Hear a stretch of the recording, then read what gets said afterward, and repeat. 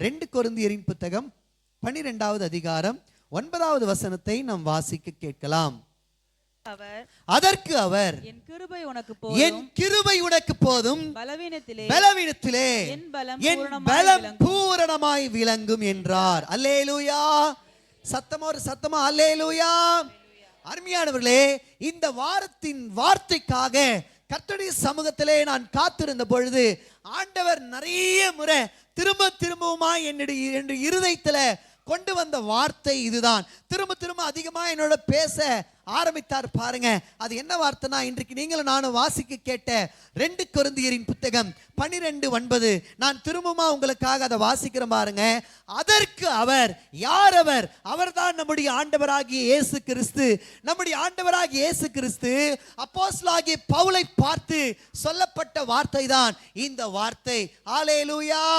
என்ன சொல்றார் பாருங்க, என் கிருபை உனக்கு போதும், உன் பலவீனத்திலே என் பலன் பூரணமாய் விளங்கும் என்று கர்த்தர் சொல்லி இருக்கிறார். ஆமென், ஆமென். இன்றைக்கு செய்தியின் தலைப்பு கர்த்தருடைய கிருபை, காட்ஸ் கிரேஸ் என்கிற தலைப்பிலே கர்த்தருடைய வார்த்தை கேட்க போகிறோம். கொஞ்சம் கவனமா என்னோடு கூட நீங்க இணைந்து இந்த வார்த்தை கேட்கும்படி நான் அன்பாய் கேட்டுக்கொள்ளுகிறேன். ஆமென். கவனிங்க அருமையானே, நீங்க இந்த 12வது அதிகாரத்துல முதல் வசனத்திலிருந்தே நீங்க வாசிப்பீர்களானால், அதாவது நான் உங்களுக்காக வாசிக்கிறேன் பாருங்க. மேன்மை பாராட்டுகிறதற்கு எனக்கு தகுதி அல்லவே, ஆகிலும் கர்த்தர் அருளிய தரிசனங்களையும் வெளிப்படுத்துதலையும் சொல்லுகிறேன் அப்படின்னு சொல்லிட்டு அவர் என்ன சொல்றாருன்னா, அவருக்கு ஒரு சொப்பனம் காட்டப்படுகிறது. அவர் ஒரு சொப்பனத்தை பார்க்கிறார். அதுல அவர் 3வது வானம் வரைக்கும் போய் அங்கே மனுஷர்கள் பேசப்படாத வேறொரு பாஷைகளை பேசுகிறத, அதாவது தேவனுடைய பாஷைகளை பேசுகிறத கேட்கிறார். இதை கேட்ட உடனே அவர் அப்படியே சொல்லிட்டே வரார். என்னன்னா, எனக்கு இப்படிப்பட்ட தரிசனங்கள், பல தரிசனங்கள் கொடுக்கப்படுகிறது, எனக்கு இப்படிப்பட்ட நிறைய சொப்பனங்களை ஆண்டவர் காண்பிக்கிறார், நிறைய வெளிப்பாடுகளை எனக்கு கொடுக்கிறார் என்று சொல்லி அவர் சொல்றார். இது எல்லாம் குறித்து எனக்கு மேன்மை உண்டாகிறது. அந்த மேன்மையில என்னை நானே உயர்த்தாதபடிக்கு எனக்கு ஒரு முள் கொடுக்கப்பட்டிருக்கு அப்படின்னு சொல்லி அவர் சொல்றார். ஆமென், ஆமென். நம்மளுக்கே பாருங்க, சில நேரங்களில் தீர்க்க தரிசனமான வார்த்தைகள் வரும் பொழுது, நம்ம சொல்ற காரியங்கள் அல்லது நம்ம ஜெபிக்கிற காரியங்கள் நடக்கும் பொழுது நமக்குள்ள ஒரு சந்தோஷம் வரும். ஆமென். அது போல பவுலுக்கு ஒரு சந்தோஷம் வருது. என்ன சந்தோஷம்னா, அவருக்கு காட்டப்படுகிற தரிசனங்களை குறித்து, அவருக்கு காண்பிக்கப்படுகிற சொப்பனங்களை குறித்து, அவருக்கு வருகிற வியாக்கியானங்களை குறித்து, அவருக்கு வருகிற வெளிப்பாடுகளை குறித்து அவருக்கு ஒரு மேன்மை வருகிறது. இந்த மேன்மை நிமித்தமா பெருமை வந்துடக்கூடாதுன்றதுக்காக அவருக்கு ஒரு முள் கொடுக்கப்பட்டிருக்கான். ஆமென். நீங்க அந்த அதிகாரத்துல 7வது வசனத்திலிருந்து நான் வாசிக்கிறேன் பாருங்க. அன்றியும் எனக்கு வெளிப்படுத்தப்பட்டவைகளுக்குரிய மேன்மை நிமித்தம் நான் என்னை உயர்த்தாதபடிக்கு, படிங்க, என் மாம்சத்திலே ஒரு முள் கொடுக்கப்பட்டிருக்கிறது, என்னை நான் உயர்த்தாதபடிக்கு அது என்னை கொட்டும் சாத்தானுடைய தூதனாய் இருக்கிறது அப்படின்றார் பாருங்க. அதாவது அப்போஸ்தலனாகிய பவுல் தன்னை உயர்த்தாதபடிக்கு, தன்னை மேன்மை பாராட்டாதபடிக்கு அவருக்கு ஒரு முள் கொடுக்கப்பட்டிருக்கான். அந்த முள்ளு அவரை கொட்டிட்டே இருக்கான். ஆமென், ஆமென். அப்புறம் அவர் சொல்றாரு பாருங்க 8வது வசனத்துல, அது என்னை விட்டு நீங்கும்படிக்கு நான் 3 தரம் கர்த்தரிடத்துல வேண்டிக் கொண்டேன் அப்படின்னு சொல்றார். அந்த முள்ளுக்காக, அந்த வேதனைக்காக, அந்த பிரச்சனைக்காக, அந்த பலவீனத்திற்காக பவுல் எத்தனை முறை ஜெபிக்கிறார்னா 3 முறை கர்த்தரிடத்துல வேண்டுகிறேன்னு சொல்லி அவர் சொல்லுகிறார் பாருங்க. இப்படி வேண்டியும் அப்பா என்ன சொல்றாருன்னா, அதாவது அவர் ஜெபித்த ஜெபத்திற்கு ஆண்டவர் கொடுத்த பதில் தான் 9வது வசனம். என்ன சொல்றாரு பாருங்க. அவரு, ஆண்டவரே இந்த முள் என்னை விட்டு நீங்கணும்னு சொல்லி 3 முறை கர்த்தரை நோக்கி விண்ணப்பம் பண்றார். விண்ணப்பம் பண்ணும் பொழுது கர்த்தருடைய பதில் இப்படியாக வருகிறது. பவுலை பார்த்து கர்த்தர் சொல்றார், அதற்கு கர்த்தர், என் கிருபை உனக்கு போதும் அப்படின்றார். ஆமென், ஆமென். இங்க இந்த சபை ஆராதனைக்கு வந்திருக்கிற ஒவ்வொரு கர்த்தருடைய பிள்ளைகளுக்கும் கர்த்தருடைய வார்த்தை வருகிறது, என் கிருபை உனக்கு போதும். அல்லேலூயா. My grace is sufficient for you அப்படின்னு சொல்லி கர்த்தர் உங்க ஒவ்வொருவரையும் தனிநபராகிய உங்கள் ஒவ்வொருவரையும் பார்த்து சொல்லுகிறார், என் கிருபை உங்களுக்கு போதும், உங்க பலவீனத்திலே என்னுடைய பலன் பூரணமாய் விளங்கும் என்று கர்த்தர் உங்களை பார்த்து சொல்லுகிறார். ஆமென், ஆமென். கவனிங்க அருமையானவர்களே, பவுலை விட்டு அந்த பலவீனம் நீங்கிச்சா அப்படின்னு பார்த்தீங்கன்னா நீங்கள. ஆமென். ஆனா மாறாக கர்த்தர் என்ன சொல்றாருன்னா, என் கிருபை உனக்கு போதும்ன்றார். ஆமென். அப்படின்னா என்ன அர்த்தம்னா, பவுலே உன்னை விட்டு அந்த பலவீனங்கள் இப்போதைக்கு நான் நீக்கிறதா ஐடியா இல்லை, அதனால நான் உனக்காக ஒன்று செய்யறேன். என்னன்னா, என் கிருபைய, என் பரிபூர்ணமான கிருபைய உன் மேல நான் வைக்க விரும்புறேன். அந்த கிருபை என்ன பண்ணும்னா, உன்னை இந்த பலவீனத்திலிருந்து அது என்ன பண்ணும்னா, நீ அந்த பலவீனத்தை நினைச்சு சோர்ந்து போகாதபடிக்கு, அந்த பலவீனத்தை குறித்து நீ கஷ்டப்படாதபடிக்கு, உன் சரீரத்தில் அந்த பலவீனத்தை நிமித்தமா நீ அந்த அந்த உன் சரீரம் அந்த பலவீனத்தை அனுபவிக்காதபடிக்கு நான் உனக்கு ஒரு கிரேஸை, கிருபையை தரேன் அப்படின்றார். ஆமென். இந்த கிருபை என்ன பண்ணும்னா, அந்த பலவீனத்தை மறக்க செய்யும். ஆமென். ஆனாலும் சில பலவீனங்கள் அப்படியே தான் இருக்கு பிரதர், ஆனாலும் சில சூழ்நிலைகள் அப்படியே தான் இருக்கு பிரதர், ஆனாலும் சில அந்த பாதைகள் முள்ளு போலவே இருக்கு பிரதர் அப்படின்னு நீங்க சொல்லி இந்த ஆராதனைக்கு வந்திருப்பீர்கள். ஆனால் உங்களை பார்த்து தான் கர்த்தர் சொல்றார், அந்த பலவீனத்தை நான் இப்பொழுது மாத்திர மாதிரி இல்லை, என்னை கவனிங்க, அதுக்கு பதில் நான் ஒன்று செய்யறேன். என்னன்னா, என் கிருபையை உங்களுக்கு கொடுக்கிறேன்னு கர்த்தர் சொல்றார். ஆமென். என் கிருபை உனக்கு போதும், உன் பலவீனத்திலிருந்து உனக்கு பலன் உண்டாகும்னு சொல்லி கர்த்தர் சொல்றார். அல்லேலூயா, அல்லேலூயா. கவனிங்க, கவனிங்க. இந்த அதாவது இந்த கிருபை அப்படின்னா என்ன அர்த்தம்னா, நான் கண்டுபிடிச்சது என்னன்னா, கிருபை அப்படின்ற வார்த்தைக்கு என்ன அர்த்தம்னா, நிறைய அர்த்தங்கள் இருக்கு. கிருபைன்றது தகுதி இல்லாத ஒருவருக்கு தேவனால் பாராட்டப்படுகிற மாபெரும் தயவு. ஆமென். அப்படின்ற அர்த்தங்கள்லாம் இருக்கு. ஆனா நான் கண்டுபிடிச்சது என்னன்னா, கிருபை அப்படின்னா என்ன அர்த்தம்னா, இயேசுன்னு அர்த்தம். இல்லை சொல்லுங்க. ஏன்னா யோவான் 1:14 சொல்லுகிறது, அந்த வார்த்தை மாம்சமாகி கிருபையினாலும் சத்தியத்தினாலும் நிறைந்தவராய். அப்ப இயேசு கிறிஸ்து இந்த பூமியில வெளிப்படும் பொழுது எப்படி வெளிப்பட்டார்னா, முழு கிருபையால அவர் வெளிப்படுகிறார். ஆமென். அவர் தான் கிருபை. கிருபைன்னா இயேசு, இயேசுன்னா தான் கிருபை. ஆமென். அப்ப ஆண்டவராக இயேசு கிறிஸ்து உங்களை பார்த்து என்ன சொல்றாருன்னா, கவலைப்படாதீங்க, அதாவது என் கிருபைய உங்களோடு கூட நான் வைக்கிறேன் அப்படின்றார். ஆமென், ஆமென். வருத்தப்பட்டு பாரம் சுமக்கிறவர்களே, நீங்க எல்லாரும் என்கிட்ட வாங்க, நான் உங்களுக்கு இளைப்பாறுதல் தருவேன்றார். அதை சொல்லிட்டு அவர் சொல்றாரு, என்னுடைய நுகம் லகுவா இருக்கு, அதனால உங்க மேல இருக்கிற அந்த பாரத்தை என் மேல வைங்க, என் மேல இருக்கிற அந்த நுகத்தை நீங்க ஏற்றுக்கொள்ளுங்க, அது மெதுவா இருக்குன்றார். ஆமென். அது சமாதானத்தின் பாதை அப்படின்றார். ஆமென். அல்லேலூயா. இன்னைக்கு கர்த்தர் உங்களை பார்த்து சொல்லுகிறார், நீங்க எந்த சூழ்நிலையிலையும் இந்த ஆராதனைக்கு வந்திருக்கலாம். ஒருவேளை எப்போ இந்த சூழ்நிலை மாறும், எப்பொழுது எங்க பலவீனங்கள் மாறும், எங்க வாழ்க்கையில் எப்பொழுது அற்புதங்கள் நடக்கும், எங்க வாழ்க்கையில் எப்போ அதிசயங்கள் நடக்கும்னு சொல்லி ஒருவேளை நீங்க காத்து கொண்டு வந்திருக்கலாம். அருமையானவர்களே, ஒரு பெரிய எதிர்பார்ப்போடு வந்திருக்கலாம், ஒரு பெரிய ஏக்கத்தோடு வந்திருக்கலாம், கேள்விகளோடு வந்திருக்கலாம். உங்களை பார்த்து தான் கர்த்தர் சொல்லுகிறார், என் கிருபை உனக்கு போதும். அந்த கிருபை என்ன பண்ணும்னா, உங்க வாழ்க்கையில் இருக்கிற அந்த சூழ்நிலையை மறக்க செய்து உங்களை உற்சாகமூட்டும், உங்க கூட இருந்து அது உங்களை பலப்படுத்தும் கர்த்தர் சொல்லுகிறார். ஆமென், ஆமென். அல்லேலூயா. கவனிங்க அருமையானவர்களே, யோசேப்புன்னு ஒரு மனுஷன் இருந்தார் பாருங்க. அவர் வாழ்க்கையில நீங்க பாத்தீங்கன்னா, யாக்கோபு வயதான காலத்துல அவனை பெற்றெடுக்கிறார். யாக்கோபு முழு அன்பையும் முழு பாசத்தையும் மற்ற 10 பேரை விட யோசேப்பின் மேல வைக்கிறாரு. யோசேப்பை கொஞ்சம் அதிகமாவே நேசிக்கிறார் பாருங்க. இதை பார்க்கிற அண்ணனுங்க என்ன பண்றாங்கன்னா, கொஞ்சம் ஏற்கனவே பொறாமப்படுறாங்க. இப்போ திடீர்னு யோசேப்பு என்ன பண்றாருன்னா, அவர் ஒரு கனவை பார்த்துட்டு ஓடி வந்து அண்ணன் கிட்ட சொல்றாரு, அண்ணா இப்படி ஒரு கனவை பார்த்தேன்னு. அது நிமித்தமா வேதம் சொல்லுகிறது, அண்ணமார்கள் யோசேப்பை பகைத்தார்கள் என்று பார்க்கிறோம். ஆமென். பகைக்கிறாங்களாம். கவனிங்க.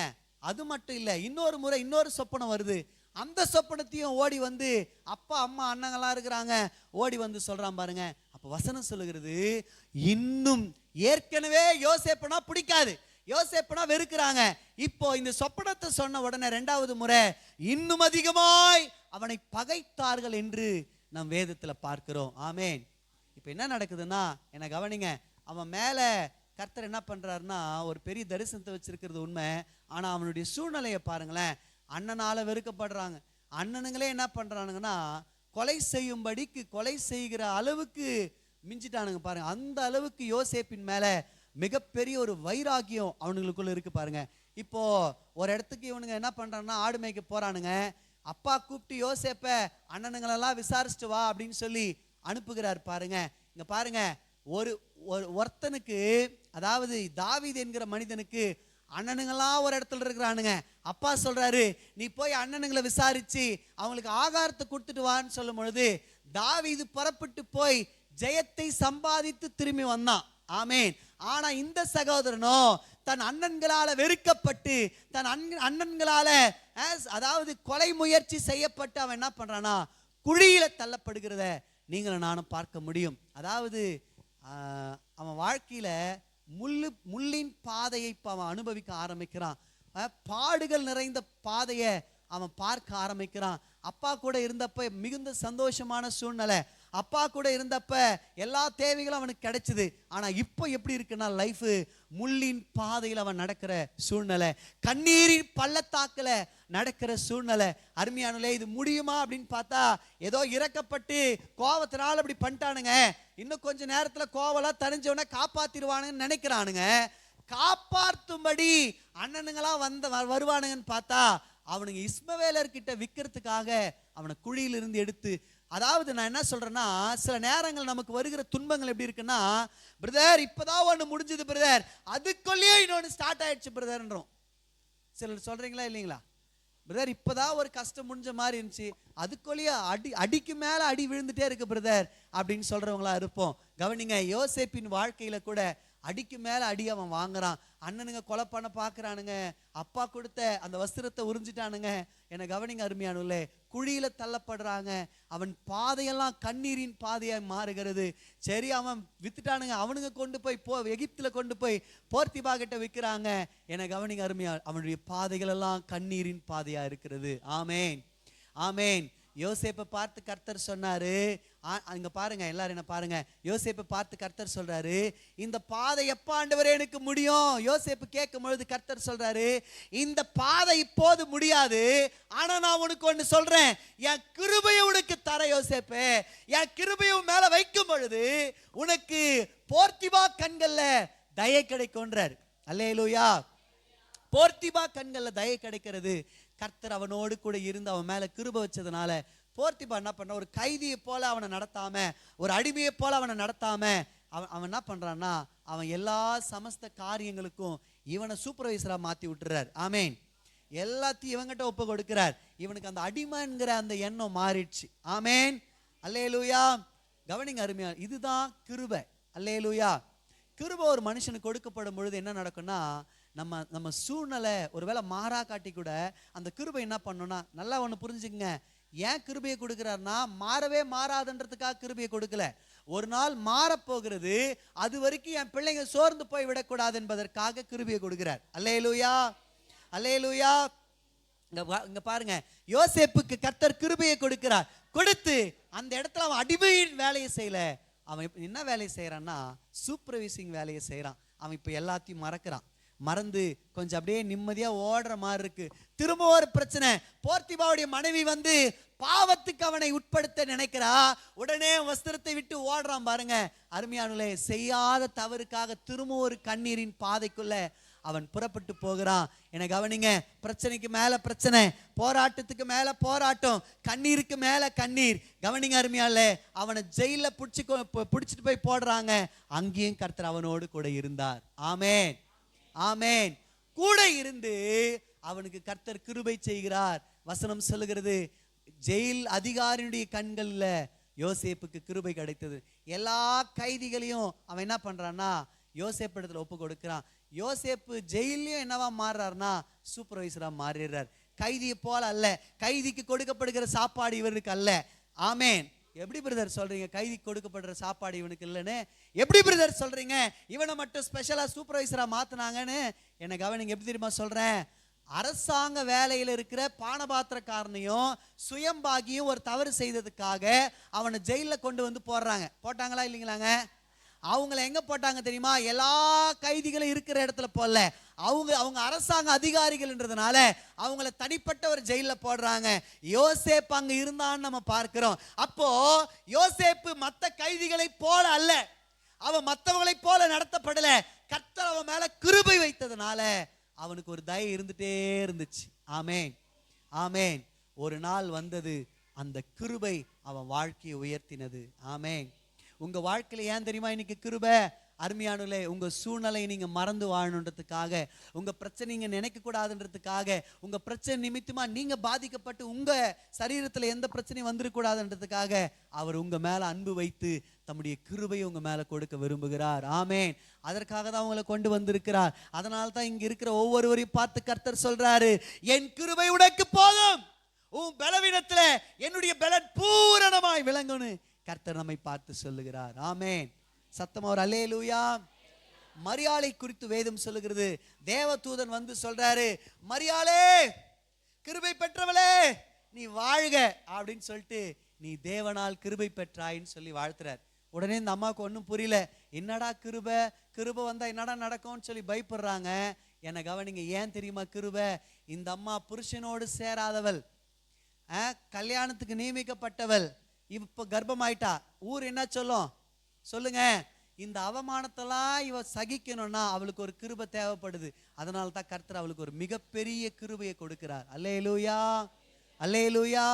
அந்த குழந்தையை சுமந்து பெற்றெடுக்கிற ஒரு கிருபையை கர்த்தர் அவளுக்கு கொடுத்திருந்தார். ஆமேன். பாதை என்னவோ முட்கள் நிறைந்த பாதையா இருக்கலாம், சூழ்நிலை என்னவோ கண்ணீரின் பாதையா இருக்கலாம். எப்படா இப்ப முடிஞ்சிரும், அடுத்த மாசம் முடிஞ்சிரும், இந்த மாசம் புதிய மாசம் வந்துட்டு இது முடிஞ்சிரும் சொல்லி எதிர்பார்த்த உங்களுக்கு ஒருவேளை முடியாதது போல இருக்கலாம், எதிர்பார்த்தது கிடைக்காதது போல இருக்கலாம். அல்லது பிரதர் கிட்ட வந்த மாதிரி இருக்கு பிரதர், ஆனா எதையுமே எடுக்காத மாதிரி இருக்கு பிரதர் அப்படின்னு நீங்க சொல்லலாம். அருமையானவர்களே, உங்களை பார்த்து கர்த்தர் சொல்றார், என் கிருபை உங்களுக்கு போதும்.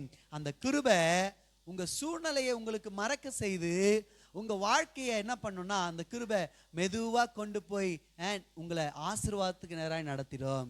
அல்லேலூயா, அல்லேலூயா. நான் திரும்ப உங்களை பார்த்து சொல்றேன், ஆண்டவர் இந்த வார்த்தையை எனக்கு கொடுக்கறதுனால, திரும்ப இந்த வார்த்தையை எனக்குள்ள இருந்து பேசுறதுனால நான் இங்க இருக்கிறவங்களை பார்த்து சொல்றேன், அவர் உங்க பேரில் நினைத்திருக்கிற நினைவுகள் தீமைக்கானதல்ல, சமாதானத்துக்கு ஏதுவான நினைவுகள். ஆமேன். சோர்ந்து போகாதீங்க. அதனால தான் கர்த்தர் கிருபையை கொடுக்கிறார். ஆமேன். நீங்க சோர்ந்து போயிடக்கூடாதுன்றதுக்காக தான், நீங்க டிப்ரெஸ் ஆயிடக்கூடாதுன்றதுக்காக தான், நீங்க மன தளர்ந்து போயிடக்கூடாதுன்றதுக்காக தான் கிருபையை கொடுக்கிறார். ஆமேன். ஆனா ஒண்ணு புரிந்து கொள்ளுங்க, உங்க மேல அவர் வைத்திருக்கிற நினைவுகள் சமாதானத்துக்கு ஏதுவான நினைவுகள். ஆமேன், ஆமேன். உங்களை அவர் கைவிடுகிறதே இல்லை, அவர் உங்களை விட்டு விலகுவதில்லை, உங்களை கைவிடுறதில்லை. ஆமேன், அல்லேலூயா. ஏசாயால 63:3 வசனம் இப்படி சொல்லுகிறது, மன்னிக்கணும் 54:10 வசனம் இப்படி சொல்லுகிறது, மலைகள் விலகினாலும் பர்வதங்கள் நிலை பெயர்ந்தாலும் என் கிருபை உன்னை விட்டு விலகாதுன்னு கர்த்தர் சொல்றார். ஆமேன். இங்க பாருங்க, இங்க பேசப்படுற ஒவ்வொரு வசனமும் கர்த்தர் உங்களுக்காக ஸ்பெசிபிக்கா பேசுற வசனம். அதனால் நீங்க ரிசீவ் பண்ணிக்கொள்ளுங்க.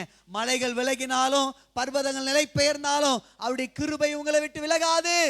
ஆமேன். அவருடைய சமாதானத்தின் உடன்படிக்கை நிலை பெயராமலும் இருக்கும் என்று அவரே சொல்றாரு உங்களை பார்த்து. ஆமேன். ஊழியக்காரனை வச்சில்ல, அவரே சொல்றாரு உங்களை பார்த்து. ஆமேன், அல்லேலூயா. சத்தமோர் அல்லேலூயா. கவனிங்க, என்னாகும் 14:7 சொல்லுகிற, கர்த்தர் நீடிய சாந்தம் மிகுந்த கிருபை உள்ளவர் என்று வேதம் சொல்லுகிறது. ஆமேன். கர்த்தரை துதியுங்கள், அவர் நல்லவர். சொல்லுங்க எல்லாரும், அவர் கிருபை. சங்கீதம் 63:3 சொல்லுகிறது, ஜீவனை பார்க்கிலும் உமது கிருபை நல்லது, என் உதடுகள் உம்மை துதிக்கும் என்று சொல்லுகிற சங்கீதக்காரன். ஆமேன், ஆமேன். அந்த பரிபூர்ண கிருபை, அந்த மாறாத கிருபை, அந்த விலகாத கிருபை, உங்களை கைவிடாத கிருபை, உங்களை இலக்குக்கு நேராய் கொண்டு போகிற கிருபை உங்களோடு கூட இருக்கிறது. அந்த கிருபை உங்களுக்கு போதும். அல்லேலூயா. சத்தம் ஒரு அல்லேலூயா உற்சாகமா சொல்லுங்க, அல்லேலூயா. கவனிங்க, வேதாகமத்துல சில மனிதர்களை நம்ம பார்க்க முடியும். அவர்களெல்லாம் தேவனுடைய கிருபையை பெற்றவர்கள். கிருபை ஒரு மனுஷனுக்கு கொடுக்கப்படும் பொழுது அவங்க வாழ்க்கையில் என்னென்ன காரியங்கள், நிறைய காரியங்கள் இருக்கு. ஆனால் ஒரு 4 காரியங்கள் சுருக்கமா நான் சொல்லிட்டு, இந்த கிருபையை நம்முடைய வாழ்க்கையில கிருபை தொடரணும்னா என்ன செய்யணுன்ற ஒரு சில காரியங்களையும் உங்களோட நான் பகிர்ந்து கொள்ள போகிறேன். சுருக்கமா நான் கொஞ்சம் வேகமா போறேன், என்னோட கவனிச்சுட்டே வாங்க. முதல் காரியம், ஒரு மனுஷனுக்கு கிருபை கொடுக்கப்படும் பொழுது அவன் வாழ்க்கையில என்ன நடக்கும் நான் உங்களுக்காக வாசிக்கிறேன். ஆதியாகமத்தின் புத்தகம் 6:8. நீங்க எடுக்க வேணாம், ஏன்னா நம்மளுக்கு இப்போ 12 மணி ஆயிடுச்சு, பிரசங்கம் ஸ்டார்ட் பண்ணது ரொம்ப லேட்டு.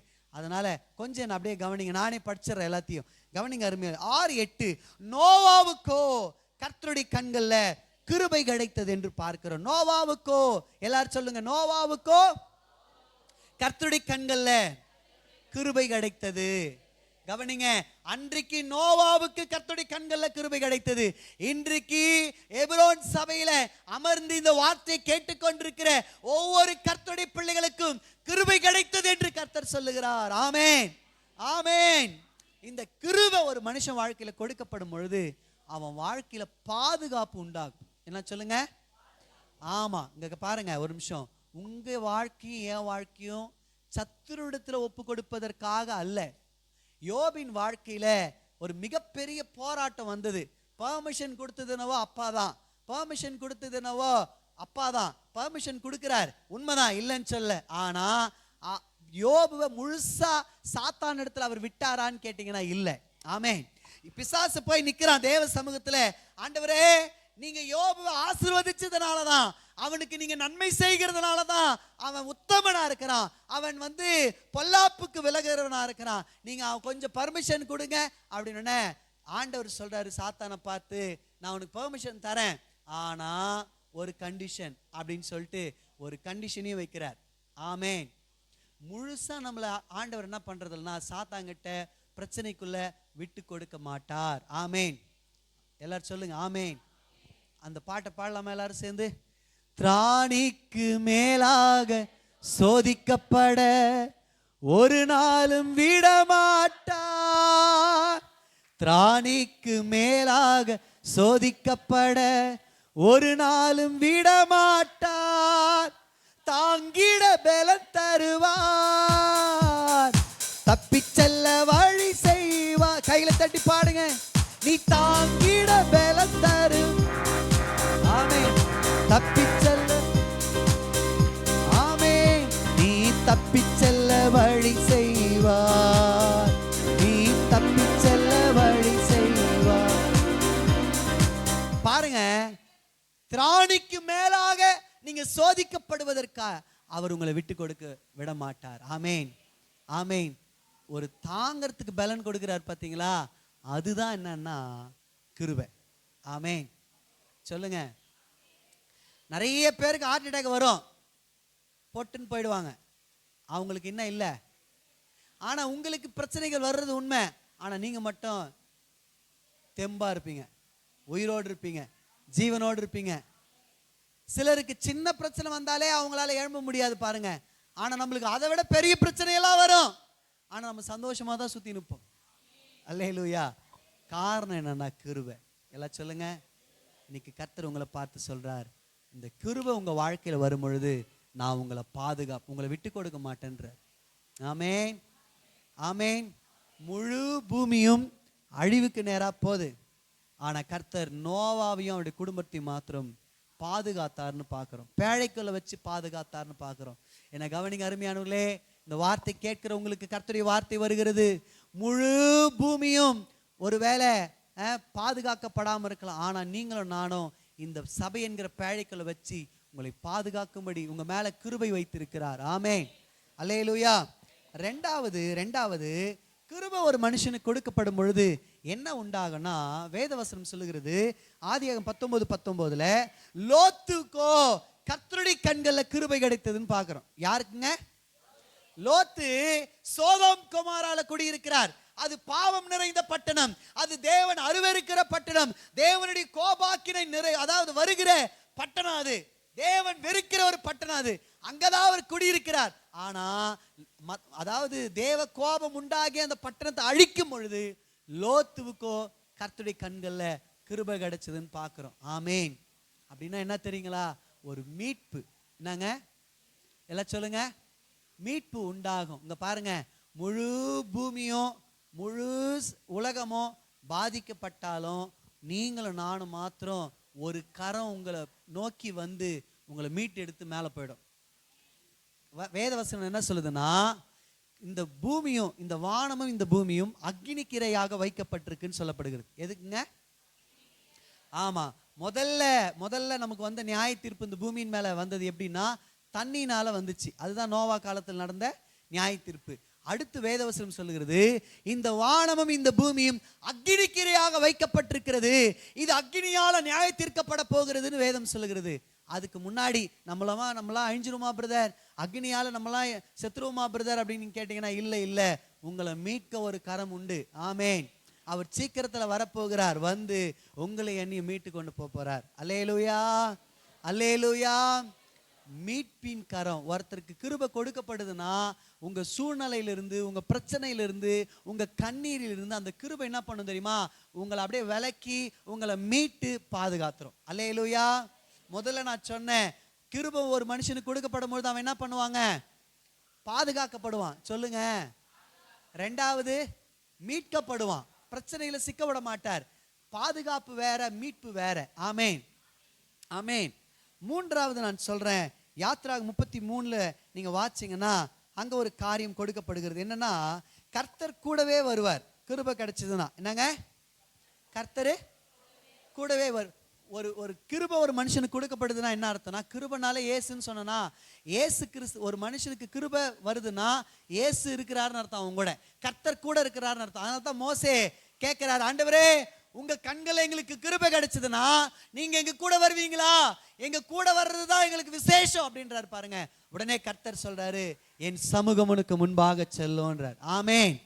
என் சமூகம் உனக்கும் அப்படின்னா என்ன அர்த்தம்னா, நான் பகலிலே மேகஸ்தம்பமா இரவில் அக்னி ஸ்தம்பமா உங்க கூடவே வருவேன். காரணம் என்னன்னா, உங்க மேல என் கிருபையை வச்சிருக்கிறேன்னு அர்த்தம். ஆமேன், ஆமேன். உங்களுக்கு கிருபை கொடுக்கிறாருன்னா என்ன அர்த்தம்னா, கவனிங்க, நீங்க முன்னாடி போங்க நான் பின்னாடி வரேன்றதுக்கு அர்த்தம் இல்லை. என்னங்க சொல்லுங்க? அவர் உங்க கூடவே வருகிறேன்னு அர்த்தம். ஆமேன். உங்க பாதையை அவர் அறிந்திருக்கிறார், உங்க கண்ணீரை அவர் அறிந்திருக்கிறார். காரணம், அவர் உங்க கூட வருகிற கர்த்தர். ஆமேன். சில சொந்த பந்தங்களாம் சொல்லுவாங்க, நீங்க முன்னாடி போங்க நாங்க பின்னாடி வரணும். போய் பார்ப்போம், பின்னாடி அவங்க ஆளே இருக்க மாட்டாங்க. பாருங்க, விட்டு எப்படா போனாங்க, நம்ம எப்போ போனாங்கன்னே தெரியாம போயிடும், எப்போ அவங்க காணாம போனாங்கன்னே தெரியாம போயிடும். ஆமேன். நம்ம கர்த்தர் அப்படி இல்லை, நம்ம கூடவே வருகிற கர்த்தர் அவர். ஆமேன். அதனால தான் கிருபையை கொடுக்கிற. கிருபை வந்தா என்ன நடக்கும்னா அவர் கூட வருவார். அல்லேலூயா, அல்லேலூயா. கர்த்தர் நல்லவர். ஆமேன். சத்தமோர் ஆமேன். கவனிங்க, இந்த கிருபை ஒரு மனுஷனுக்கு கொடுக்கப்படும் பொழுது இன்னொன்று என்ன நடக்கும்னா, மன்னிப்பு உண்டாகும். இஸ்ரவேல் ஜனங்க எகிப்தை விட்டு கானானை நோக்கி வரும் பொழுது அவங்க ஒரு முறை ரெண்டு முறை இல்லைங்க, எத்தனையோ முறை முறுமுறுக்கிறாங்க, எத்தனையோ முறை ஆண்டவரை கஷ்டப்படுத்துறாங்க, எத்தனையோ முறை மோசேக்கு விரோதமா பேசுறாங்க, எத்தனையோ முறை ஆண்டவர் தம்முடைய கோபத்துல எழும்பி இந்த ஜனங்க வணங்கா கழுத்துள்ள ஜனங்க இவங்களை அழிச்சிடலான்னு எழும்பி நிற்கும் பொழுது மோசே ஓடுவார், ஆண்டவரே இந்த ஒரு விஷயம் விட்டுருங்கப்பா, எகிப்தியர் மற்ற சுத்தி இருக்கிற தேசத்தாரெல்லாம் உங்களை தான் குற்றப்படுத்துவாங்க, வேணாம் ஆண்டவரே இந்த ஒரு விஷயம் மன்னிச்சிருங்கன்னு உடனே சொல்லுவாரு, என் கிருபை உங்களோட இருக்குது, நீ போ, நான் மன்னிச்சிட்டேன்னு. ஆமேன், ஆமேன். இன்னைக்கு உங்க வாழ்க்கையில கிருபை கொடுக்கப்படும் பொழுது என்ன நடக்குதுன்னா, ஒரு மன்னிப்பு உங்க வாழ்க்கையில உண்டாகிறது. ஆமேன். இது வரைக்கும் நீங்க செய்த தவறுகள் இருந்து கர்த்தர் உங்களை மன்னிக்க விரும்புறார். அல்லேலூயா, ஆமேன். இந்த கிருபை ஏன்னா, என கவனிங்க, ஒரு இடத்துல வசனம் எப்படி எழுதப்பட்டிருக்கிறது, பாவம் பெருகின இடத்துல கிருபை அதிகமாய் பெருகிட்டுன்னு. ஆமேன். பவுல் அதே இடத்துல எழுதுறாரு, ஹலோ பிரதர் சிஸ்டர், கிருபையா பெருகு தெரியுமா, நீ திரும்ப அதிகமா பாவம் செய்வதற்காக அல்ல, நீ பாவத்திலிருந்து மீண்டு வந்து அந்த பாவத்தை மேற்கொள்ளும்படி உன் வாழ்க்கையில கிருபை பெருகுதுன்றார். அந்த வசனத்துல அப்படியே கண்டினியூ ஆகும். ஆமேன். இன்னைக்கு ஏன் தெரியுமா உங்க வாழ்க்கையில கிருபை உங்களை மன்னிக்கும்படி புறப்படுகிறது, இனி நீங்க பாவம் செய்யக்கூடாது என்பதற்காக இந்த கிருபை. ஆமேன், அல்லேலூயா. தானியேல் இது மன்னிக்கணும், தாவீது அவர் இருதயத்துக்கு ஏற்றவர் தான், இயேசுவின் இருதயத்துக்கு ஏற்றவர் தான், கர்த்தருக்கு ரொம்ப பிடிச்சவர் தான். ஆனா அவருக்குள்ளேயே சில பாவங்கள் இருந்துச்சு பாருங்க.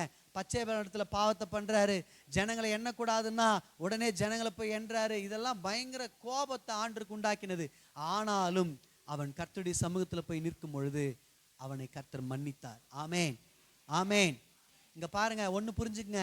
அப்ப நம்மளும் தப்பு பண்ணலாமா பிரதர்? மன்னிப்பாரா பிரதர்னா, இது வரைக்கும் செய்த தப்பை உங்களுக்கு மன்னிக்கிறேன்னு இன்னைக்கு வாக்கு கொடுக்கிறார். ஆனா இனி பாவம் செய்யக்கூடாது. ஆமேன். இனி தேவனுக்கு பிரியமில்லாத காரியத்தை நீங்க செய்யக்கூடாது, உங்க வாழ்க்கையில வந்துடக்கூடாதுன்னு கர்த்தர் விரும்புறார். ஆமேன். நீங்க தாவீதின் லைஃப் எடுத்து பாருங்க, அந்த 2 தப்புக்கு தவிர வேற எந்த தப்பும் செய்திருக்க மாட்டார். கடைசியில் அவன் மரிக்கும் பொழுது அவன் எப்படி மரிச்சான்னா, கர்த்தருக்கு பிரியமாய் மரித்தான் என்று நம் வேதாகமத்தில் வாசிக்க முடியும். ஆமேன், அல்லேலூயா. 4வது காரியம், ஒரு மனுஷனுக்கு கிருபை கொடுக்கப்படும் பொழுது என்ன நடக்கணும்? முதல்ல சொன்ன அவனுக்கு பாதுகாப்பு உண்டு. என்னங்க? எதிரிகள் இடத்திலிருந்து, அப்புறம் சத்துரு இடத்திலிருந்து, அதெல்லாம் உங்களுக்கு ஒரு பாதுகாப்பை கர்த்தர் கொடுப்பார். அவ்வளோ சீக்கிரம் உங்களை யாரும் அட்டாக் பண்ண முடியாது. உங்களுக்கு விரோதமாக எழும்பப்படுகிற எந்த ஆயுதமும் வாய்க்காது. ஆமேன், அல்லேலூயா. 2வது ஆண்டு உங்களை பார்த்து உங்களை மீட் எடுக்கிறார். அதாவது சில பாதைகள் ரொம்ப அப்படியே ரொம்ப ரொம்ப டவுன் ஆயிட்டு இருக்கும், அவ்வளோதான் முடிஞ்சிச்சுன்ற நினைக்கிற சூழ்நிலையில திடீர்னு ஒரு கரம் உங்களை மீட் எடுக்கும். ஆமேன். சாத்ராக், மேஷாக், ஆபேத் நேகோவை முடிஞ்சிச்சுன்னு நினைச்சிட்டாங்க, தூக்கின்னு போனவங்க இறந்துட்டானுங்க, இப்போ நெருப்புல உள்ள விழுறானுங்க பாருங்க, அவ்வளவுதான் முடிஞ்சிச்சுன்னு நினைச்சாங்க. ஆனா அங்க ஒரு கரம் அவங்களை மீட் எடுத்தது. அல்லேலூயா, ஆமேன். உங்களை மீட் எடுக்கும் இந்த பிரச்சனையிலிருந்து. என்னங்க ஆமேன்னு சொல்ல மாட்டேங்கிறீங்க? ஏதோ பிரச்சனை இருக்குங்களே, கர்த்தருடைய கரம் கிருபையா உங்களை மீட் எடுக்கும். ஆமேன். 3வது நான் சொன்னேன், கிருபை ஒரு மனுஷனுக்கு கொடுக்கப்படும் பொழுது அவனுக்கு மன்னிப்பு உண்டாகும். ஆமேன். அவன் திரும்பவும் கர்த்தரிடத்தில் இணைவதற்கு அது ஏதுவாகும். ஆமேன். 4வது நான் சொல்லி முடிக்கிறேன், ஒரு மனுஷனுக்கு கிருபை கொடுக்கப்படும் பொழுது என்ன நடக்கும்னா, உங்களுக்கு கிருபைன்னு வரும் பொழுது உங்க எதிராளிக்கு, சத்துருவுக்கு அது என்னவாகும்னா மரண அடியா இருக்கும். ஆமேன், சொல்லுங்க. உங்களுக்கு கிருபை கொடுக்கிறது ஏன் தெரியுமா? இவ்வளோ நாள் உங்களை கஷ்டப்படுத்தின எதிராளிக்கு மரண அடி. ஆமேன். எஸ்தர் ராஜாத்தி குறித்து நீங்க வாசிக்க முடியும். அவ வாழ்க்கையில கர்த்தர் ஒரு பெரிய கிருபையை கொடுக்கிறார். ஆக்சுவலா அவங்க யாருன்னா அடிமை. என்னங்க? பாபிலோனுக்கு போன அடிமை. அடிமைக்கு கர்த்தர் ஒரு பெரிய கிருபை பாராட்டுறாரு. அந்த அம்மா 127 நாட்டுக்கு ராணி ஆவறாங்க. ஆமேன். அடிமையை கர்த்தர் கொண்டு அரசனாய் மாற்றுகிறார். அல்லேலூயா, அல்லேலூயா. தாவீத அரசனா மாத்துறது வேற வேற ஒரு இதுங்க. அவன் ஆடு மேய்க்கிறவனா இருந்தான். ஆக்சுவலா அவன் யூதா கோத்திரம், அவன் சொந்த தேசத்துல தான் இருக்கிறான். அவனை ராஜாவா மாத்துறதுன்றது வேற வேற சப்ஜெக்ட். ஆனா ஒரு அடிமை, ஒரு அந்நிய தேசத்துல இருக்க ஒரு அடிமை, அவ அடிமையின் வாழ்க்கைய இருக்கிறா, அவளை கொண்டு ராணியா, அதாவது ஒரு சூப்பர்வைசரா மாத்தினாங்கன்னா பிரச்சனை இல்லை, அது ஒரு பெரிய விஷயம் கிடையாது. இல்ல அவங்கள ஒரு பிரைம் மினிஸ்டரா மாத்துறாங்கன்னா பிரச்சனை இல்லைங்க. முழு தேசத்துக்கும் சொந்தக்காரரா மாத்துறதுன்றது மிகப்பெரிய ஒரு விஷயம். ஆமேன், ஆமேன். கவனிங்க ஒரு நிமிஷம். எஸ்தருக்கு கிருபை கொடுக்கப்படுகிறது. எஸ்தரை கொல்ல நினைச்ச, மொர்தேகாயை கொல்ல நினைச்ச, யூத குலத்தை அழிக்கணும்னு நினைச்ச ஆமானுக்கு மரண அடி விழுந்தது. ஆமேன். உங்களுக்கு கிருபை கொடுக்கிறது எதுக்கு தெரியுமா? இது வரைக்கும் உங்களை கஷ்டப்படுத்தின போராட்டங்களுக்கு, பிரச்சனைகளுக்கு ஒரு முடிவை கொண்டு வரணும்னு தான் கர்த்தர் உங்களுக்கு கிருபையை கொடுத்திருக்கிறார். ஆமேன். சத்தம் ஒரு ஆமேன். அல்லேலூயா, அல்லேலூயா. கவனிங்க, எல்லாம் சொல்லிடுங்க பார்க்கலாம் வேகமா. 4 காரியங்கள். ஒரு மனுஷனுக்கு கிருபை கொடுக்கும் போது என்னென்ன உண்டாகும்? பாதுகாப்பு உண்டாகும், மீட்பு உண்டாகும், அப்புறம் மன்னிப்பு உண்டாகும். 4வதாக உங்களுக்கு கிருபை கொடுக்கப்படும் பொழுது எதிராளிக்கு மரண அடி உண்டாகும். ஆமேன், அல்லேலூயா, அல்லேலூயா. நீங்க ஒன்றும் கவலைப்படாதீங்க, அவருடைய கிருபை உங்களுக்கு போதும். ஆமேன். சரி, என்ன கவனிங்க. இந்த கிருபையை நம்ம காத்து கொள்ள வேண்டுமானால், நான் சுருக்கமாக தான் முடிப்பேன், கொஞ்சம் கவனமா கவனிங்க, நான் சீக்கிரம் முடிச்சிடுறேன். கவனிங்க, இந்த கிருபையை நம்ம காத்து கொள்ள வேண்டுமானால், ஆண்டவர் சொல்லிட்டாரு, என் கிருபை உனக்கு போதும் மகனே, என் கிருபை உனக்கு போதும் மகளே, உன்னுடைய பலவீனத்துல என்னுடைய பலன் பூரணமாய் விளங்குன்னு கர்த்தர் சொல்லிட்டார். இந்த கிருபை நம்ம கிட்ட இருக்கணும்னா, இந்த கிருபையை நம்ம காத்து கொள்ள வேண்டுமானால், கிருபையை பத்தி நிறைய பிரசங்கங்களை நான் செய்திருக்கிறேன். ஆனா இன்னைக்கு வித்தியாசமா கர்த்தர் உங்களோடு பேச விரும்புகிறார். என்னன்னா, முதல் காரியம் நான் உங்களுக்கு சொல்லுவேன். என்னன்னா, என்னோடு சேர்ந்து எடுத்துக்கொள்ளுங்க, என்னோடு சேர்ந்து எடுத்துக்கொள்ளுங்க. சங்கீதம் 25:10. சங்கீதம் 25:10. நீங்க செய்ய வேண்டிய முதல் காரியம், நீங்க செய்ய வேண்டிய முதல் காரியம் கர்த்தருடைய உடன்படிக்கையும் அவருடைய சாட்சிகளையும் கை கொள்ளுகிறவர்களுக்கு அந்த கை கொள்றான் பார் அந்த மனிதனுடைய பாதைகள் எல்லாம் கிருபையும் சத்தியமும். கவனிங்க அருமையானவர்களே, என்ன கவனமா கவனிங்க. இந்த கிருபையை நீங்க காத்துக்கொள்ள வேண்டுமானால், உங்க வாழ்க்கையில இந்த கிருபை தொடர வேண்டுமானால், இந்த கிருபை உங்க வாழ்க்கையில் இருக்கிற பலவீனத்திலிருந்து உங்களை வெளியே கொண்டு வர வேண்டுமானால், உங்களை பாதுகாக்கணும், உங்களை மீட்டெடுக்கணும், உங்களை மன்னிக்கணும், உங்க வாழ்க்கையில உங்க எதிராளிக்கு சாட்டடியை கொடுக்கணும் அப்படின்னா இந்த கிருபை உங்க வாழ்க்கையில் ரொம்ப முக்கியம். இந்த கிருபையை நீங்க காத்துக்கொள்ள வேண்டுமானால் நீங்க செய்ய வேண்டிய முதல் காரியம் என்ன தெரியுமா? உடன்படிக்கையை கை கொள்ளணும். எல்லாம் சொல்லுங்க, சத்தமா சொல்லுங்க. உடன்படிக்கையை கை கொள்ளணும். அதுனா பிரதர் உடன்படிக்கையை கை கொள்றது பைபிளை ரொம்ப நேரம் படிக்கணுமா அப்படின்னா ஆமா ஆமா இல்லைன்னு சொல்லலை. ரொம்ப நேரம் ஜெபிக்கணுமா பிரதர்? ஆமா இல்லைன்னு சொல்லலை. பிரதர் பரிசுத்தமா வாழணுமா? ஆமா இல்லைன்னு சொல்ல. ஆனா அதையும் தாண்டி இன்னொரு காரியத்தை கர்த்தர் உங்களிடத்திலிருந்து எதிர்பார்க்கிறார். என்னன்னா, அதாவது அவர் உங்களோடு கூட ஏற்படுத்தின அந்த உடன்படிக்கையில நீங்க அதை காத்து கடைசி வரைக்கும் நடக்கணும்னு விரும்புறார். ஆமேன் ஆமேன்.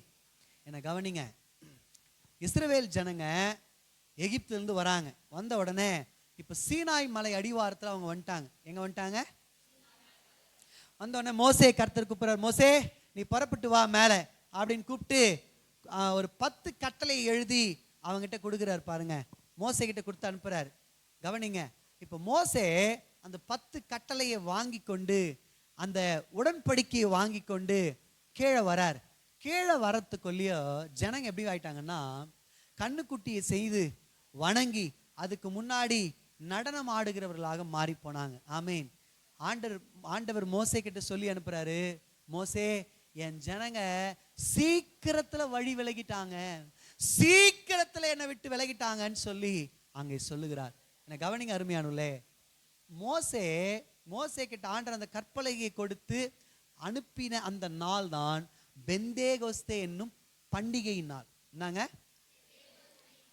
ஆமா, அந்த பிக்சர் அப்படியே உங்க மைண்டுக்குள்ள கொண்டு வாங்களேன். எல்லாரும் கவனிங்க, அந்த பிக்சர் அப்படியே உங்க மைண்டுக்குள்ள கொண்டு வாங்க.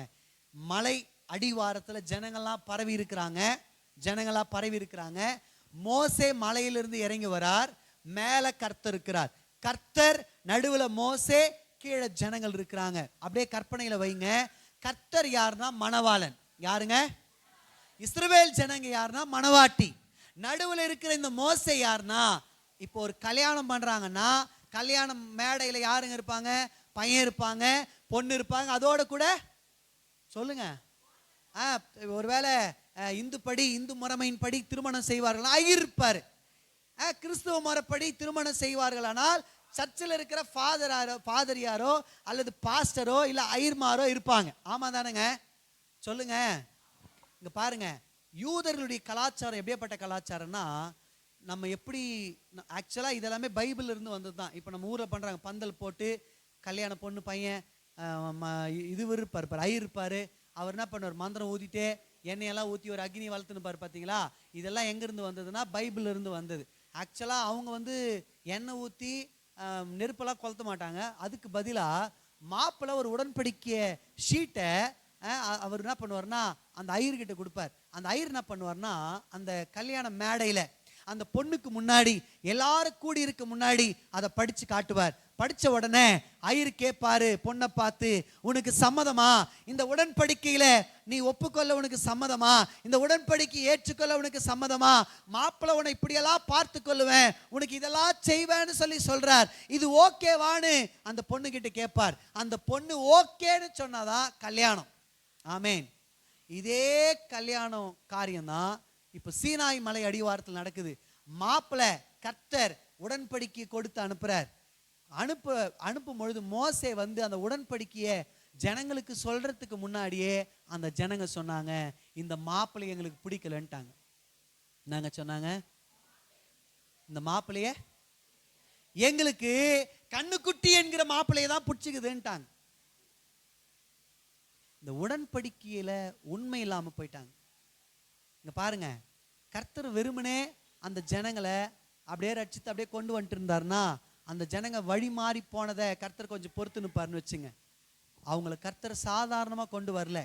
இஸ்ரவேல் ஜனங்க எகிப்துக்கு போனப்ப கர்த்தர் மட்டுமே தேவன் நம்பி இருந்தாங்க. ஆனால் அங்கே போனதுக்கு அப்புறம் அவங்க சந்ததி சந்ததியா பெருக பெருக ஆரம்பிச்ச உடனே எகிப்தின் தெய்வங்கள் நம்ப ஆரம்பிச்சாங்க. ஏன்னா அந்த தெய்வங்களுக்கு உருவங்கள் இருந்தது, நம்முடைய தேவனுக்கு உருவம் இல்லை.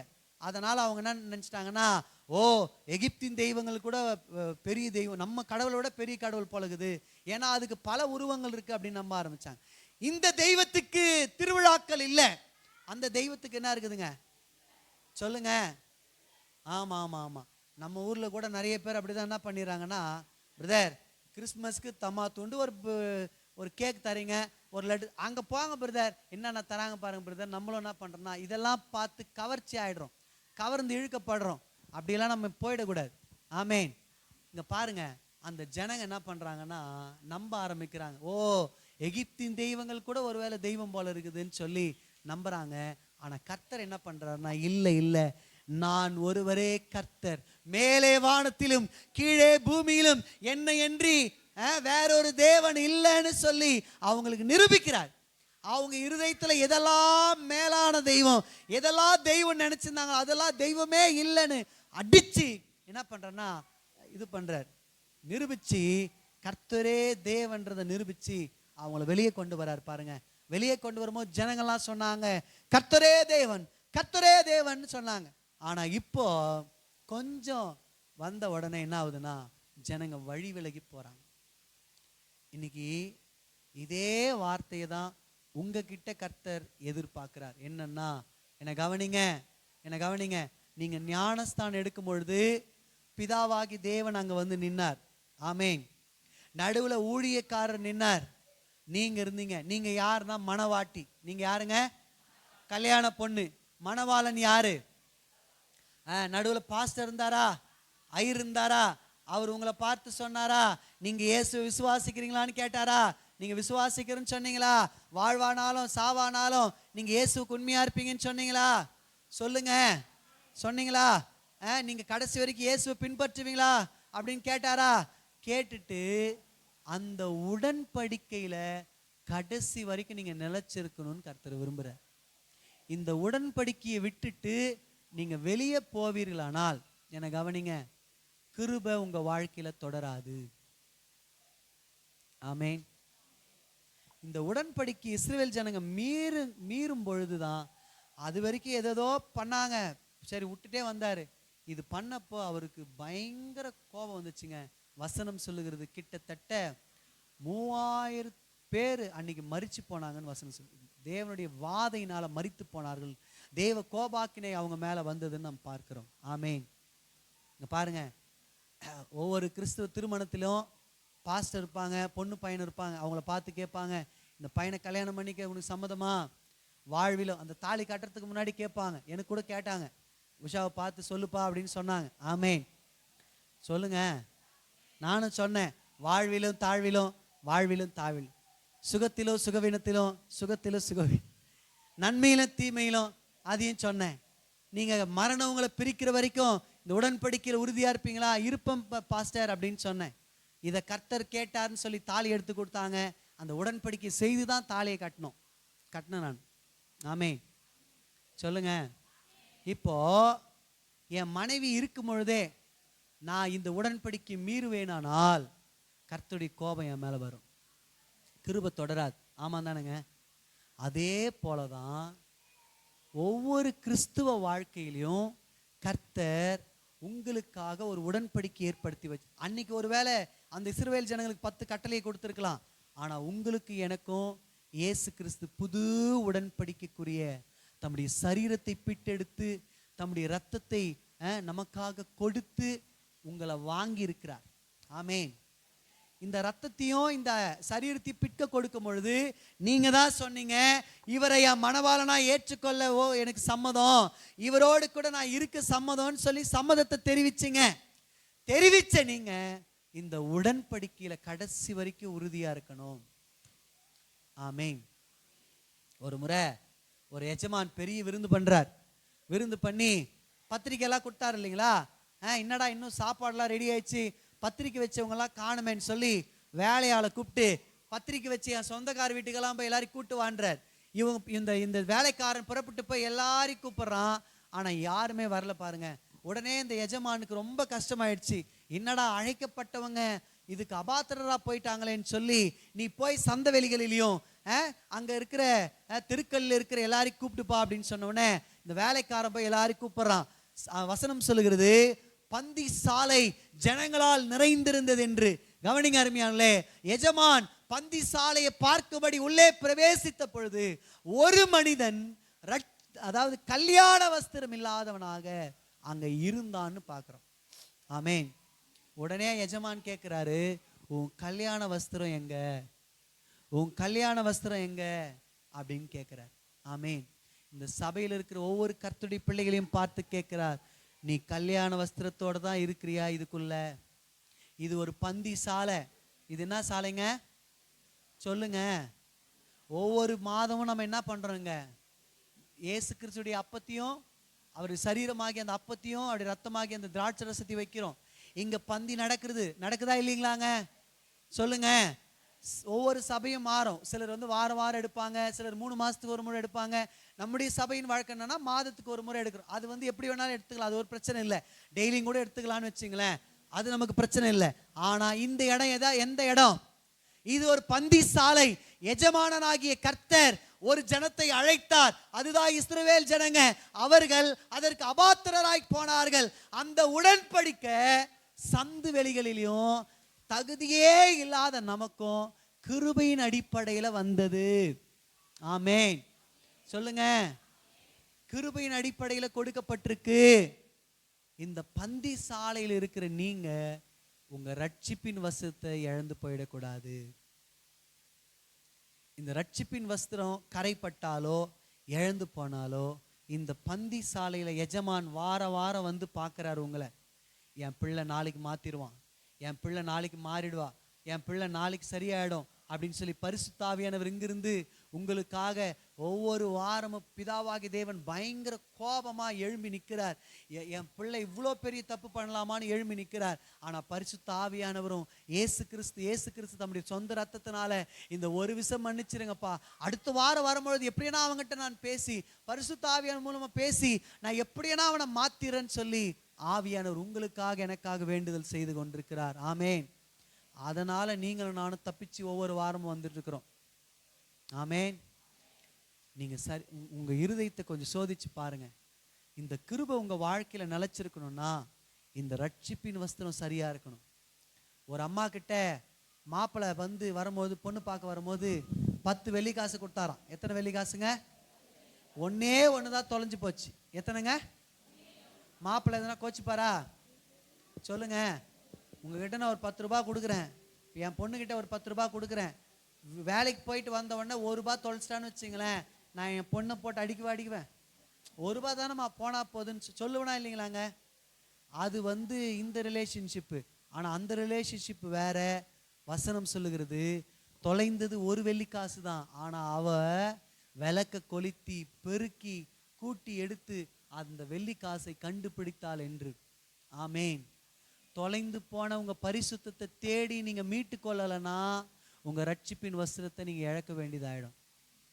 தொலைந்து போயிருக்கிற உங்க ஆவிக்குரிய வாழ்க்கைய நீங்க புதுப்பிக்கலனா நீங்க இழக்க போறது பரலோகத்தை. நீங்க தொலைத்து இருக்கிற உங்க ஜெப வாழ்க்கை, உங்க பரிசுத்த வாழ்க்கை, உங்க ஆவிக்குரிய வாழ்க்கையில நீங்க இருக்கிற அந்த முன்னேற்றத்தின் பாதையை நீங்க மிஸ் பண்ணிருப்பீங்கன்னா இன்னைக்கு சோதிச்சு பாருங்க. ஏன்னா நீங்க தான் உடன்படிக்கையின் மணவாட்டி. ஆமென். நீங்க தாங்க அந்த மணவாட்டி, நம்ம தாங்க அந்த மணவாட்டி, நம்ம தான் உடன்படிக்கை பண்ணியிருக்கிறோங்க. நம்ம அந்த ரட்சிப்பின் வஸ்திரத்தை ஒரு நாள் இழந்து போயிடக்கூடாதுங்க. அல்லேலூயா. நீங்க நம்ம சோதிச்சு பார்க்க போறோம். இன்னொரு 2 பாயிண்ட் சொல்ல நினைச்சேன், வேண்டாம், நான் முடிச்சுக்கிறேன், டைம் ரொம்ப ஆயிடுச்சு. நம்ம அப்படியே முழங்கால் படிடலாம். இந்த ஒரு காரியத்தை நீங்க சோதிச்சு பாருங்க. ஒரு காரியத்தை சோதிச்சு பாருங்க. வேதம் சொல்லுகிறது, நல்ல கனி கொடாத மரங்கள் எல்லாம் வெட்டுண்டு அக்னியில போடப்படும் என்று சொல்லப்படுகிறது. சபையே, உனக்கு கிடைத்திருக்கிற இந்த நாளிலே, உனக்கு கிடைத்திருக்கிற இந்த நாழிகையில நீ உன்னை சரிப்படுத்திக் கொள்ளு. நீ உன்னை மறுபடியும் தொலைந்து போன காரியத்தை தேடி தேடி உன்னை நீ சரிப்படுத்திக் கொள்ளு. உன் வஸ்திரம் எப்படி ஆயிருக்கிறது? உன் வஸ்திரம் கரைப்பட்டிருக்கா? நீ உன்னை சோதிச்சு பாரு. கர்த்தர் இந்த நாள்ல பேசி கொண்டிருக்கிறார். எல்லாரும் அப்படியே கண்களை மூடி கர்த்தரை கோபப்படுத்துற வாழ்க்கை உங்க வாழ்க்கையில் இருக்கா? சோதிச்சு பாருங்க. பிரதர், சிஸ்டர், உங்களுக்காக இயேசு கிறிஸ்து தம்முடைய வெளியேற பெற்ற ரத்தத்தை வச்சு பிதாவினிடத்தில் வேண்டுதல் செய்து கொண்டிருக்கிறார். இன்னைக்கு அவர் வழக்கறிஞரா வழக்காடி கொண்டிருக்கிறார். ஆனா ஒரு நாள் வரப்போகிறது, அவர் நீதி உள்ள நியாயாதிபதியாய் தன்னை வெளிப்படுத்த போகிறார். நீதி உள்ள நியாயாதிபதியாய் தன்னை வெளிப்படுத்த போகிறார். அன்னைக்கு அவர் வெளிப்படும் பொழுது உங்களுக்கு வழக்காட ஒருவர் இருக்க மாட்டாங்க. உங்களுக்கு வழக்காடும்படி, உங்க பட்சத்துல பேசும்படி ஒருவர் இருக்க மாட்டாங்க. அவர் உங்களுக்காக பரிந்து பேசும் பொழுதே நீங்க உங்களை மாற்றிக்கொள்ளுங்க. உங்க பாவ வாழ்க்கையிலிருந்து வெளியே வாங்க. கர்த்தர் விரும்பாத பாதையிலிருந்து வெளியே வாங்க. கர்த்தர் வெறுக்கிற சூழ்நிலையிலிருந்து வெளியே வாங்க. கர்த்தர் பிரியப்படாத காரியத்திலிருந்து வெளியே வாங்க. உங்களுக்கு கொடுக்கப்படுகிற கிருபை ஏன் தெரியுமா? நீங்க கர்த்தரோடு இருக்கணும்னு. உங்களுக்கு கொடுக்கப்படுகிற கிருபை ஏன் தெரியுமா? நீங்க உங்க ரட்சிப்பின் வஸ்திரத்தை காத்து கொள்ளணும். தொலைஞ்சு போனது ஒன்னே ஒன்னா இருந்தாலும், தொலைஞ்சு போனது வெறும் ஜப வாழ்க்கை தான் பிரதர் அப்படின்றீங்களா?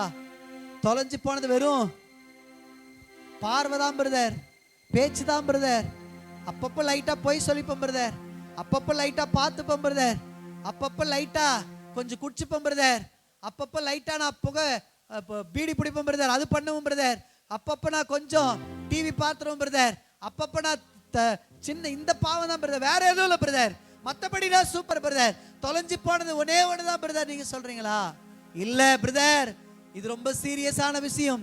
உங்களை சோதிச்சு பாருங்க, உங்களை புடமிட்டு பாருங்க. உங்க வாழ்க்கையில எதை நீங்க தொலைச்சிருக்கிறீங்க, நீங்க சரிப்படுத்திக் கொள்ளுங்க.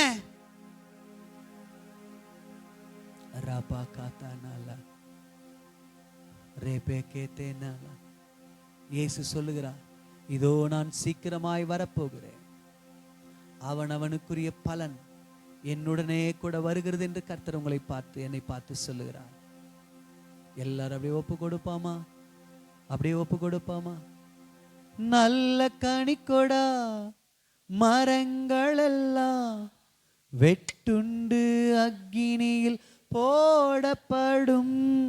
நல்ல கனிக்கொடா மரங்கள் எல்லாம் வெட்டுண்டு அக்கினியில் போடப்படும். ராஜா வருகிறார் ஆயத்தமாவோ, ராஜா வருகிறார், இயேசு வருகிறார், எதிர்கொண்டு செல்லுவோம்.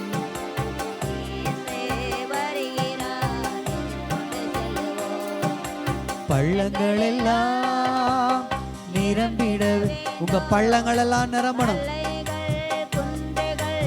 ஒப்பு கொடுங்க, ஒப்பு கொடுங்க, ஒப்பு கொடுங்க. கோணலான வாழ்க்கை மாறணும். கோணலான வாழ்க்கை, உங்க பேச்சு மாறணும், உங்க சுபாவம் மாறணும். நீங்க மாறாம நீங்க பரலோக வாழ்க்கையை அனுபவிக்க முடியாது. நீங்க மாறாம அவர் வரும்பொழுது நீங்க போயிடலாம் மட்டும் நினைக்காதீங்க. நீங்க இயேசுவுக்காக என்ன வேணாலும் செய்யலாம், பாடலாம், துதிக்கலாம், கொடுக்கலாம், பிரசங்கிக்கலாம், நீங்க என்ன வேணாலும் செய்யலாம் இயேசுவுக்காக.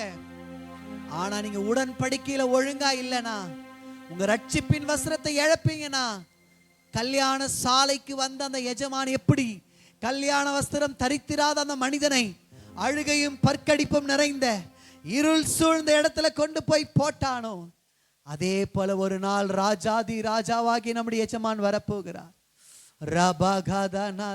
சபையே, கர்த்தர் உங்களோடு பேசிக் கொண்டிருக்கிறார். சபையே, சகோதரா, கர்த்தர் உங்களோடு பேசிட்டு இருக்கிறார். பிரதர், கர்த்தர் உங்களோடு பேசிட்டு இருக்கிறார். சிஸ்டர், கர்த்தர் உங்களோடு பேசிட்டு இருக்கிறார். உங்களுடைய அந்த ஒரு சுபாவம் தான் உங்களை கெடுக்குது. உங்களுடைய ஒரு சுபாவம் தான் கெடுக்குது. அந்த பொண்ணு எப்படி விளக்க கொளுத்தி தேடி அதை திரும்பவும் அதை எடுத்துக்கொண்டாலோ அதே போல நீ மாறணும், நீங்க மாற வேண்டும் என்று கர்த்தர் விரும்புகிறார். ஒப்பு கொடுங்க, ஒப்பு கொடுங்க.